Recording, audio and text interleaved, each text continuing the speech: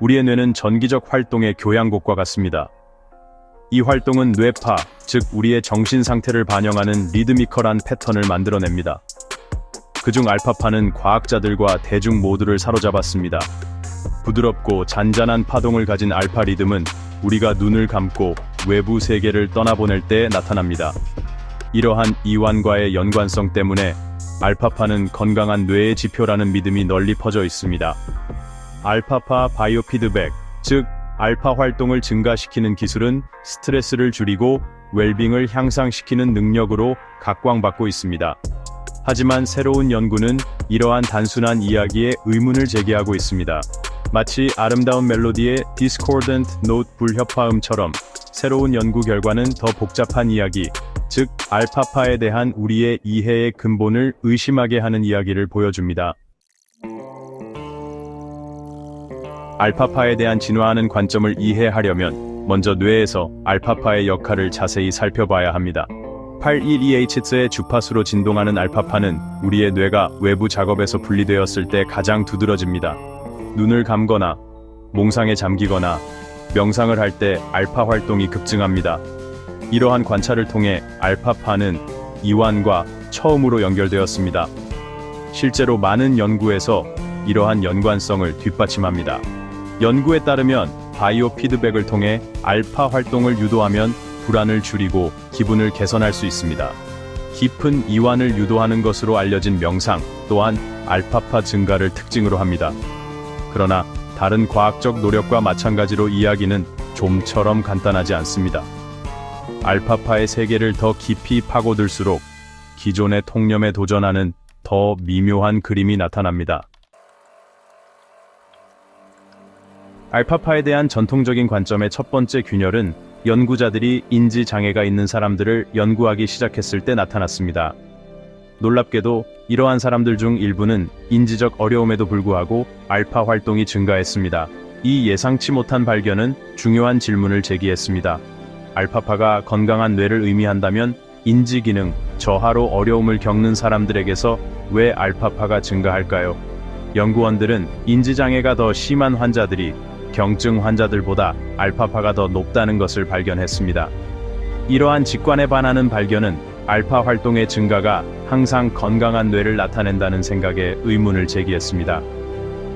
이러한 발견은 이완과의 단순한 연관성을 넘어 알파파에 대한 새로운 이해의 문을 열었습니다. 치매 환자, 특히 알츠하이머병 환자에서 알파파 증가가 관찰되면서 새로운 연구의 물결이 촉발되었습니다. 과학자들은 이러한 증가된 알파 리듬이 보상 메커니즘인지, 즉 신경 손상에 직면하여 뇌가 안정성을 유지하기 위한 필사적인 시도인지 탐구하고 있습니다. 이러한 높아진 알파 리듬은 이완 상태를 반영하는 것이 아니라 손상에 대한 반응으로 뇌 활동이 느려지는 피질 유휴 상태를 나타낼 수 있습니다. 이러한 해석은 치매 환자의 알파파 증가가 종종 더 심각한 인지 장애와 관련이 있다는 관찰과 일치합니다. 자신의 온전함을 유지하기 위해 고군분투하는 뇌는 기능을 보존하기 위한 마지막 수단, 필사적인 시도로 알파 활동 증가에 의존할 수 있습니다. 다섯 번째 섹션, 우울증의 메아리 정신건강과 알파파. 알파파의 수수께끼 같은 특성은 신경퇴 행성 질환의 영역을 넘어 확장됩니다.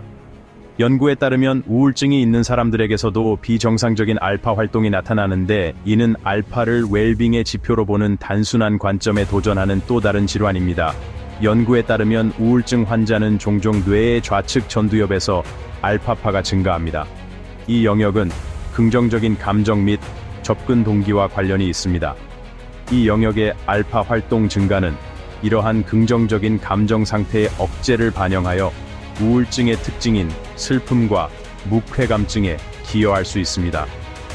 이완만을 나타내는 알파에 대한 전통적인 관점은 이러한 뉘앙스를 설명하는 데 부족합니다.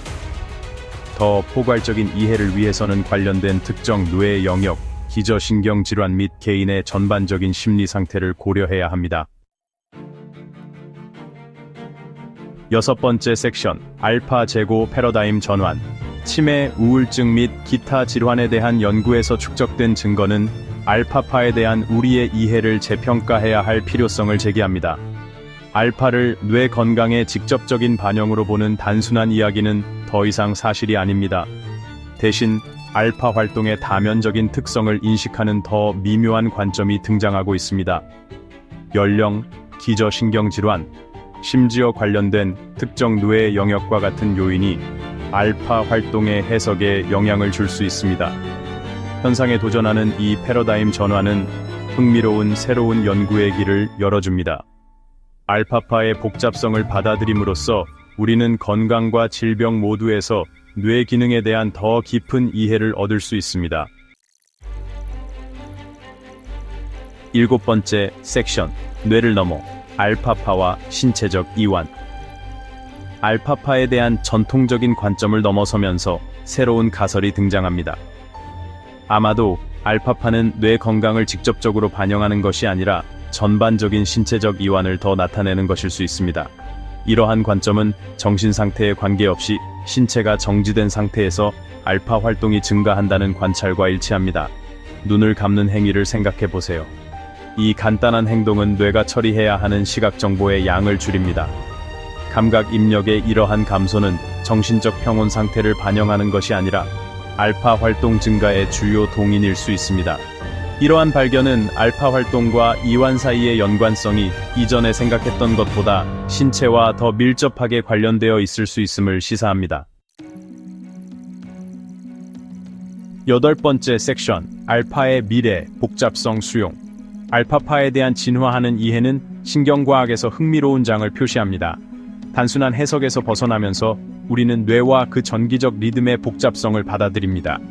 이러한 관점의 변화는 새로운 연구의 길을 열어주고 뇌 건강에 대한 더 미묘한 이해의 길을 열어줍니다. 향후 연구는 알파파, 정신 상태 및 신체적 이완 사이의 복잡한 상호작용을 푸는 데 중점을 두어야 합니다. 복잡성을 수용하고 단순한 해석을 넘어섬으로써 우리는 알파파의 힘을 활용하여 인간의 뇌에 대한 더 깊은 통찰력을 얻고 인간의 건강과 웰빙을 개선할 수 있는 새로운 가능성을 열 수 있습니다. 9번째 섹션, 행동 촉구, 뇌 건강 제고. 알파파에 대한 진화하는 이야기는 과학이 지속적인 발견의 여정임을 강력하게 일깨워줍니다. 독단과 경직된 해석은 진보를 방해할 수 있습니다. 불확실성을 수용하고 기존 신념에 의문을 제기하고 새로운 가능성에 열려 있는 것은 과학 발전에 필수적입니다. 알파파를 뇌 건강의 간단한 지표로 보는 전통적인 관점은 수년 동안 우리에게 도움이 되었습니다. 그러나 다른 과학적 패러다임과 마찬가지로 이제는 발전할 때입니다. 알파 활동의 복잡성과 다면적인 특성을 수용함으로써 우리는 뇌와 그 복잡한 작용에 대한 이해의 새로운 문을 열 수 있습니다.